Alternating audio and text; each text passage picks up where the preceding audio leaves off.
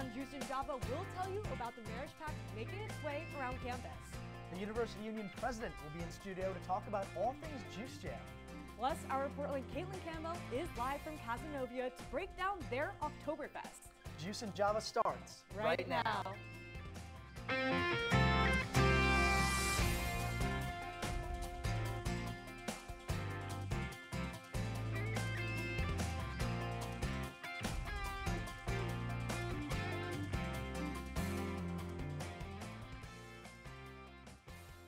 Good morning, I'm Cora Mayer-Costa. And I'm Jude Bazerman. Thanks for starting your morning with us. If you're looking for a job or internship, next week is for you. Get your resumes ready because Fall Career Week 2020 comes to campus in a few days. The signature career and internship fair will take place this Tuesday from 3 to 7 p.m. in the Dome. Drop-in professional portrait sessions will also take place during Tuesday's job fair. The specific job field events will be held later in the week. Students can check out the complete list of employers and tips on how to use the Prepare at SU Career Services website.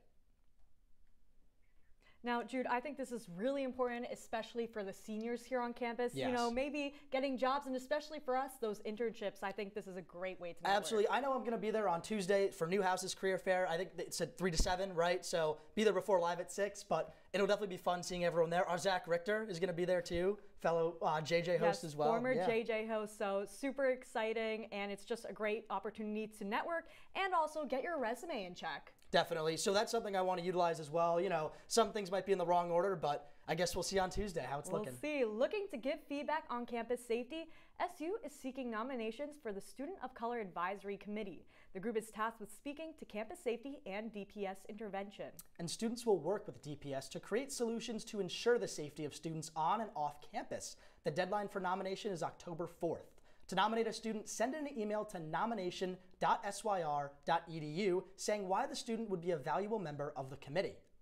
The Grammy Award-winning supergroup, the Duke Ellington Orchestra, will be performing tomorrow night at Hendricks Chapel. Expect to hear many of Duke Ellington's greatest hits, as well as Ellington's Sunday music in collaboration with the Hendricks Chapel Choir. For over 100 years, the band has been producing iconic jazz hits under the guidance of Ellington's family. Following the concert, attendees are invited to attend a reception at the Gordon Parks photography exhibit. The concert will begin at 4 in the main chapel. I think this is a really cool event too, especially. I am a huge Duke Ellington fan. I don't know about you. Throughout middle school, love Ella Fitzgerald. What's your favorite song by him? I think Take the A Train. I'm not as big of a fan of Duke Ellington as you are, but of course he's so iconic where you've heard his songs all over the place. I'm sure that I've heard so many of his songs that I don't know they're Duke Ellington's, but Take the A Train has got to be my favorite. What about you, Cora? What's your favorite? I would have to say It Don't Mean a Thing. It's just a really fun song to dance to. I used to be into like electro swing music in middle school, so it's definitely a great genre of music. Yeah, absolutely. And campus has been buzzing with the exciting release of the Marriage Pact. Our reporter Isabella Galan is here with more. Isabella, what have students been saying about the Marriage Pact? Thanks, Cora and Jude. Yeah, the Marriage Pact is an online survey that started in Stanford University in 2017, and now it is officially here in Syracuse. The survey takes your results and finds you your most compatible match on campus. However, not all students are viewing it the same way. The Marriage Pact has made its way to Syracuse, making it now one of the many different colleges and universities across the U.S. to host it. And for senior Nikki McMaster, she did not expect it to blow up at Syracuse the way it did. They were like, if you want to be in this year's school, and I kind of did it as a bit. I was like, you know what, it'll probably like never go anywhere, but like I'll just do it anyways. Whether you take it seriously or not, there is still some fun to be had. At the end of the day, it's a fun story, and like the reason we go to college is to like obviously to learn, but also to make memories that we're going to tell in the future. And I think this is it can either like have a fun story or it can go well. Campus has been buzzing since its release. I just think that the buzz that it's creating and the fact that everybody's talking about it and that everybody's like working on doing it, it's kind of magical, like watching it spread like wildfire. Over 1,500 students have filled out the form, all through word of mouth. A couple of my friends had like sent it in like chats and been like, oh, do this. With the survey asking very specific questions, some students don't think this is the best way to make a connection. I think it's cool, but at the same time, I think it really takes away part of like the natural aspect of like dating or partnership. But not all people are just looking for love. It's definitely a great way to meet people. It's not intimidating, like saying, oh, I have to go out and put myself out there. It's really done for you. I think that's really neat, actually. The marriage pact is open until 5 p.m. tomorrow, and all matches will be released on Monday. Cora and Jude, back to you. Thank you, Isabella. Now, while it might be great for a fall wedding, so I think that marriage pact is really relevant because the weather has been cooling down a little bit, but not too chilly. No, not too chilly at all, and I'm someone who likes the fall. Fall's my favorite season. So Riley, is weather going to cool down a bit? What's it looking like the next couple days? Well, it's looking pretty nice, Jude, and talk about that marriage questionnaire. No, some crazy questions. Felt like I was taking a Diddy quiz. But when you take a look out your window, it's going to be 77 degrees. Really just a beautiful day. We're going to have some slight cloudage throughout, not too much, mostly sunny skies. It's going to be a beautiful day. Beautiful day planner today. Going to get up to around 83 degrees, 3 p.m. Maybe a good time to get some dye in the air. It's a great day as we move into fall. It's maybe one of the last sunny weekends that you can really just get out and enjoy it. Current temperatures around the area: Syracuse 77, Rome 71, Elmira 74, Rochester looking nice 78, and you look at our future radar, that range just going to miss us, going to the southwest of us. We're not going to get too much rain. Some other parts of southern southwest New York will get it. Tonight, 67 degrees, very nice night. No rain, just a slight 5-mile-per-hour wind. Tomorrow, when you're looking at tomorrow, we're going to have some slight cloud cover going up to 79, but really a nice day. We'll have more weather later in the show. Thank you, Riley. Well, the Westcott Street Cultural Fair returns to Syracuse this weekend, featuring over 140 booths selling everything from food to handcrafted goods. The fair is a celebration of one of the city's most unique and historic neighborhoods. And for over 30 years, this fair has been welcoming the fall season with open arms. The fair kicks off tomorrow at noon with a parade and lasts until around 6:30. It's really great weather to enjoy this. This weather should last into tomorrow, as Riley was saying, so it's just a super excited time, too. Yeah, and Cora, we live right by Westcott, so we can just walk right over, tomorrow if we're up in time, sometimes on Sundays, Dado. But it's great. Again, like I was saying before, weather, I love the fall. It's my favorite season. Hopefully the weather is a little bit cooler tomorrow, but we'll see. It should be fun regardless. Yeah, I'm hoping it stays in that in-between period. Well, the city of Syracuse is hoping to hear from residents about plans to promote traffic safety. The proposed Vision Zero plan promotes and supports efforts aimed at eliminating fatal crashes on the road. Syracuse Mayor Ben Walsh announced this plan last year. The program includes citywide renovations such as sidewalk replacements, speed cushions, and dedicated bike lanes. City officials working on the Vision Zero project will be at the Westcott Street Cultural Fair tomorrow, available to provide more information and hear feedback from residents. And looking over to Manlius, officials say the largest housing development in the last decade is coming to Manlius. The dense apartment housing project was first proposed 2 years ago, and the development will be a mixed-use building, meaning that commercial tenants will be on the ground floor and residential spaces will be above them. The Manlius town supervisor says these apartments hope to attract people brought to Syracuse by the new Micron jobs. And rent prices have yet to be determined, but it's estimated they will fall around $1,500 a month.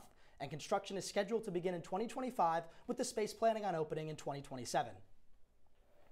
Coming up on Juice and Java after the break, the University Union president is in studio. And we'll have more about the weather. Stay with us.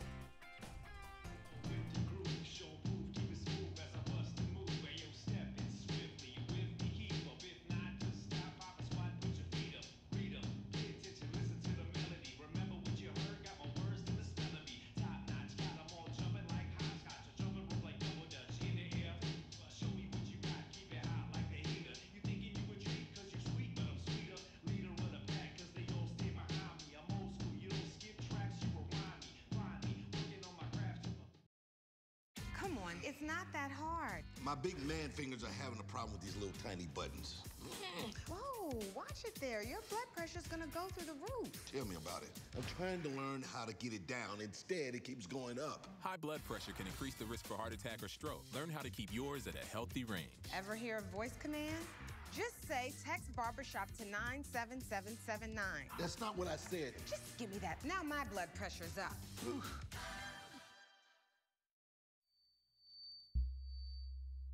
Women are bad with money.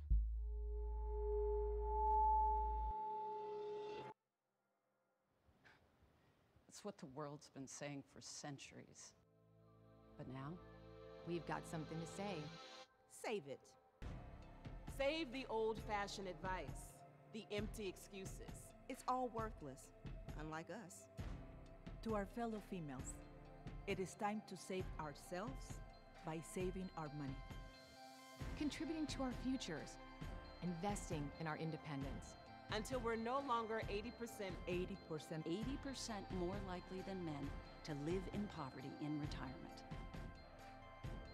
So again, we say to that, save it. The falsehoods, the feelings of fault, then the funds. Learn how to save for your retirement at wesaysaveit.org.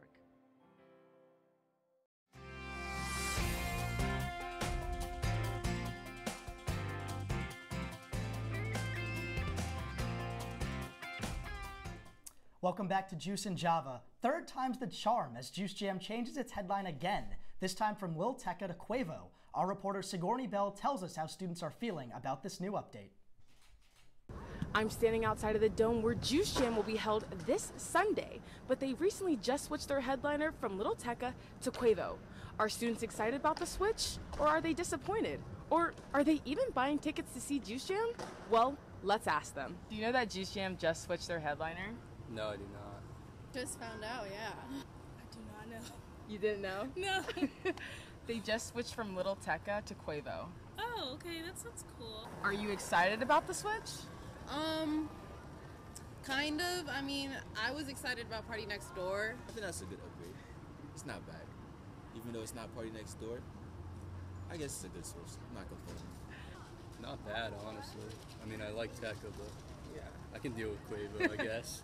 I was more excited for Party Next Door. I'm a big fan of his, but I do like Quavo, so that might convince me more to go. Planning on going to Juice Jam? If my friends go, then yeah, I'll go. Yes. Yeah, I'll be there, 100%.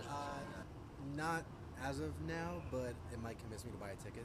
It's a new experience. It's another thing to do on campus. It's on the weekend, so it's just a great way to go out with friends.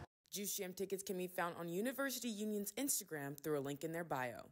University Union will no longer be accepting refunds at this time. I'm Sigourney Bell, reporting for Juice and Java.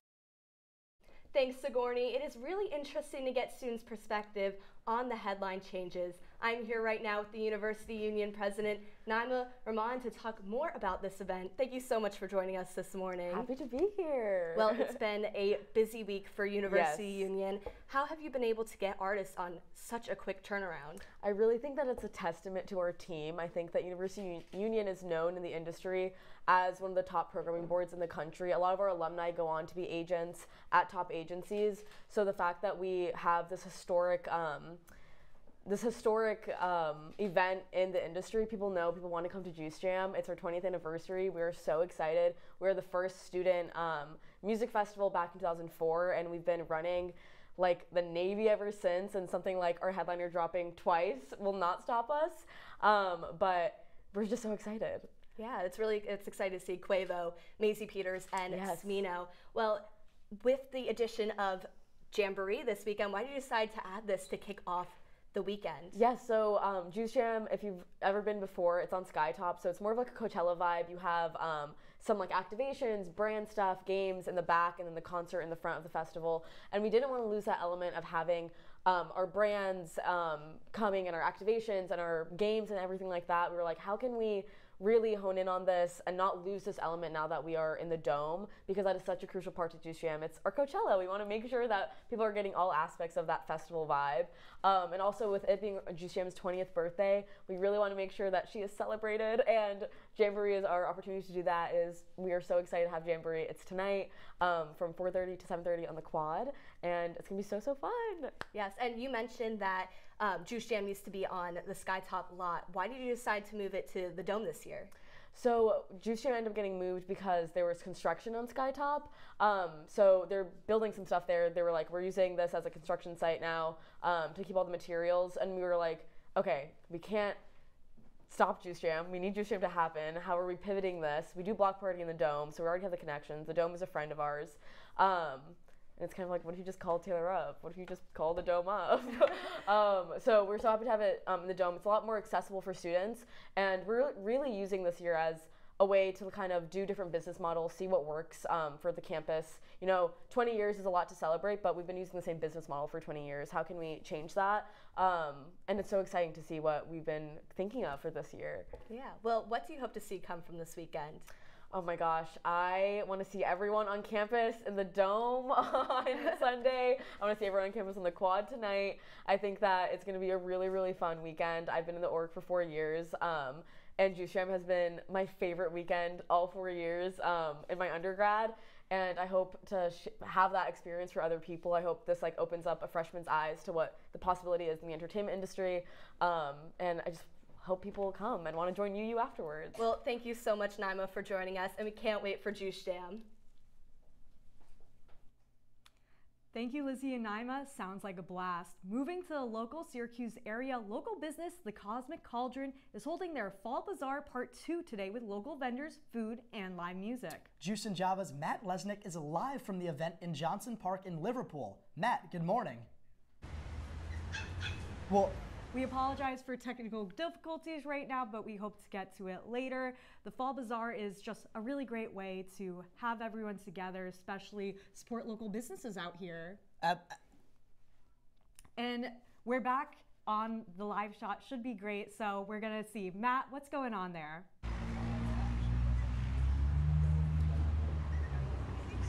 Thanks, guys. Well, here just a few weeks after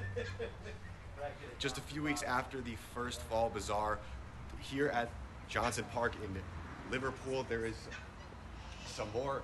This is the second Fall Bazaar of the month, and as you can see, many local businesses and vendors are here to showcase their products. And of course, there's also some live music here going on, which we'll get to in a second. But here I'm with one of the main organizers, Jeremy Mosley here. Jeremy, how are you today? Good, how are you doing, man? I'm great. So why do you guys hold events like this? To give opportunities to small business artists and hobbyists who wouldn't normally get that opportunity. Ever since COVID, things really went poorly for small business. And what do you hope to do with the community here? Bring everybody together. We need community. We need people to get together for good things, not bad things. Right, and as I mentioned, there's some live music that's going to be going on right over here, and it's right now. It's just getting underway. It's going to go throughout the day here till 5. Could you talk a little bit more about the October events? The October events are actually really cool. We get a lot of our vendors bringing out bowls of candy so kids can trick or treat here. We have people coming in costume, dressing up so that we can do costume contests. And of course, the air of Halloween is always spooky, and that's our favorite season. And I think it's all of our vendors' favorite season too, because they really get into it. All right, well, guys, as you heard it here, as I mentioned, it's going to be going on all throughout the day, so stick around. But Jude and Cora, that's all I've got. I'll send it back to you. Thank you, Matt. Sounds like a great event. Tomorrow is the first day of fall, and who doesn't love fall activities? Halloween and apple cider? Well, in Cazenovia, we find our reporter Caitlin Campbell live at Oktoberfest. Caitlin, what's going on?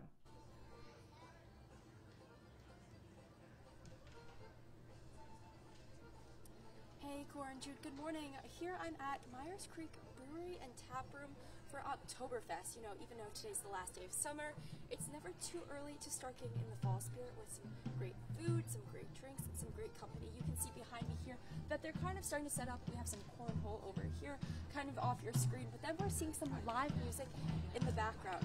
You know, it's an opportunity to maybe possibly get over that loss of Stanford last night. You know, come and celebrate Oktoberfest instead. And we talked to the director of operations of Myers Creek Brewery and Tap Room about the importance and why they celebrate in upstate New York. In Munich, in Germany, We have a Stein hoisting competition. We have great live music. We have German food. We do schnitzels. We do beer brats. And we invite our community out and do a lot of giveaways and fun events. You know, Oktoberfest is like community. It's energy, it's vibe, it's everyone coming together. They bring their kids, the dogs. We're very dog friendly here. Like I said, it's all about being involved with your neighbor and cheersing and wearing your lederhosen and your dirndls, and you wear your Oktoberfest kits, and just getting to know each other and enjoying some good food, good drink, and a good environment with great service.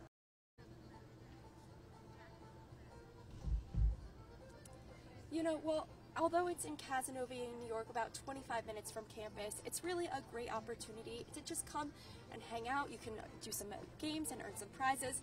And I was told it was going to be a dance party all day with the live music. Reporting in Casanova, I'm Caitlin Campbell, Juice and Java. Guys, back to you. Well, thank you, Caitlin. Oktoberfest sounds like a blast, but last night after the game, there was a ton of traffic just trying to get around the city of Syracuse and around campus. Riley, is that the same today, or has the traffic died down a little bit? Well, it's died down a little bit as you take a look here. I-81 on that Butternut exit, not too bad when you look at the traffic. We usually have game day here on Saturday, but man, that was not a good one, Jude. I know we were all watching. Just too bad. Stay till the end, but no, traffic's not too bad. You'll have a good time getting out wherever you need to go. I'll have a 5-day forecast coming up. Thank you, Riley. Speaking of traffic, College Town Bagels has been getting a lot of traction. And after the break, we sit down with an employee of the popular bagel shop. Stay with us. When they test you, stand firm and move only when you hear the seatbelt click that says they're buckled in for the drive. Never give up till they buckle up. Life doesn't always give you time to change the outcome. Prediabetes does. With early diagnosis, prediabetes can be reversed. Take the 1-minute prediabetes risk test today. Go to doihaveprediabetes.org.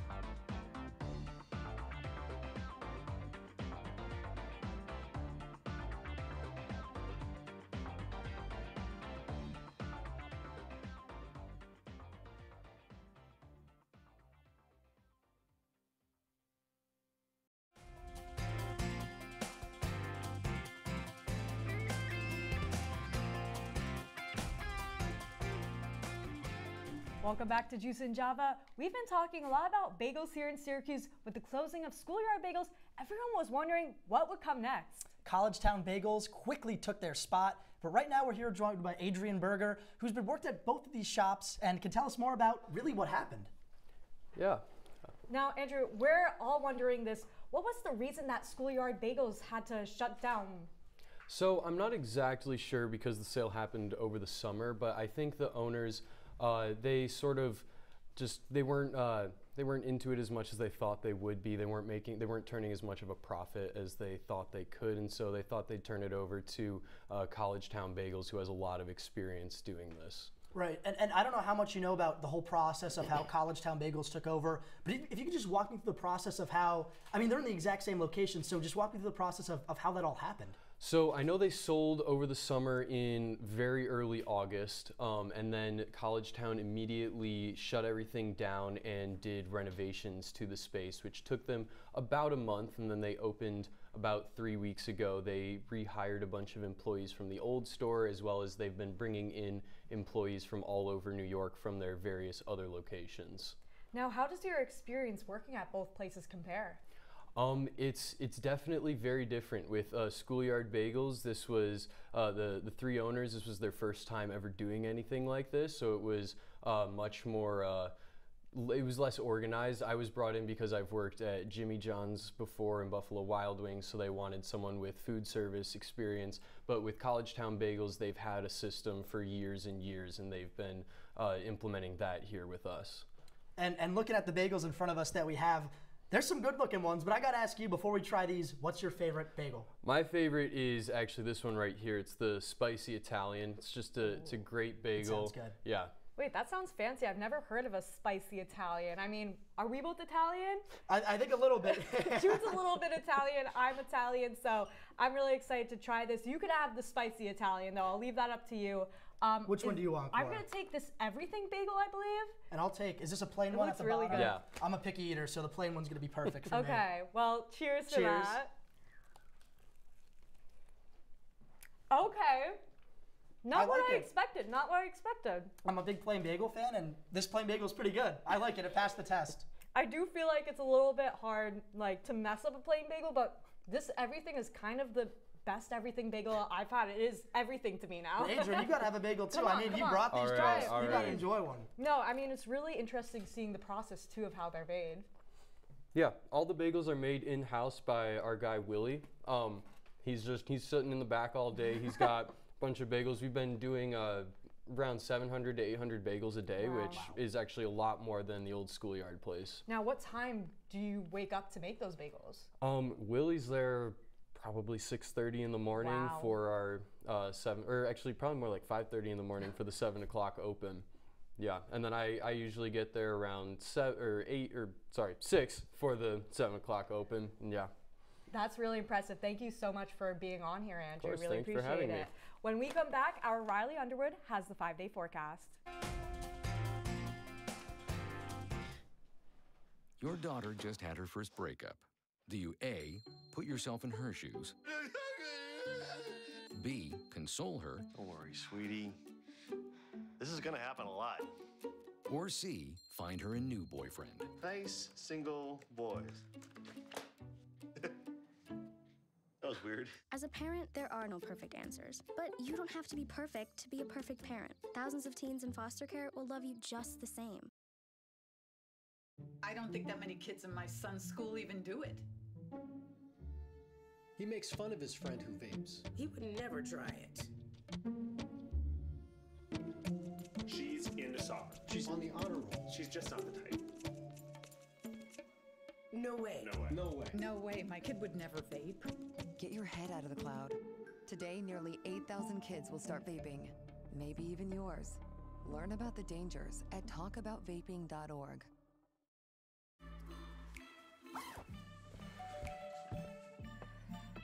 Yo, camping buddy. Okay, you guys ready? Dude, I thought you were driving. I thought you were driving. Oh, I never said I was driving.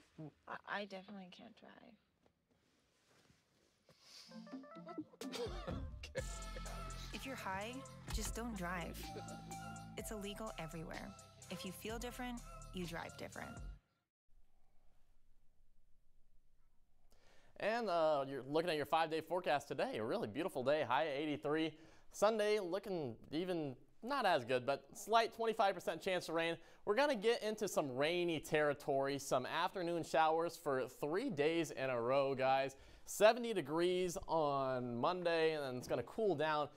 And really, we're taking advantage of our last days of kind of really summer, because tomorrow is really the start of the official fall. Tomorrow we're having our autumn equinox, and that, guys, is when the sun right over the equator, and pretty much everywhere in the world, this is where we are the closest to everyone having a 12-hour day and 12-hour night. We're just gonna be a little over that. We're gonna have sunset at 7:01 tomorrow night, sunrise at 6:53, but after that, it's just gonna get, the days are gonna get shorter and shorter. Yeah, but for now, Riley, thank you for telling us all about the equinox. But for right now, fall is back, and tomorrow there will be this year's fall equinox, like you were just telling us. And this gives us, like you were just saying, the 12 hours of day and night. And I'm just really excited for it because, like you said, the day's just going to get shorter and shorter. Me too. And just speaking about fall, there's just so many amazing things that you could do, like apple picking, pumpkin carving, and even trick-or-treating. I know I'm getting ahead of myself right there. So what's your guys' favorite thing to do in fall? I mean, you gotta love to trick-or-treat. I mean, I got my Halloween colors on right now.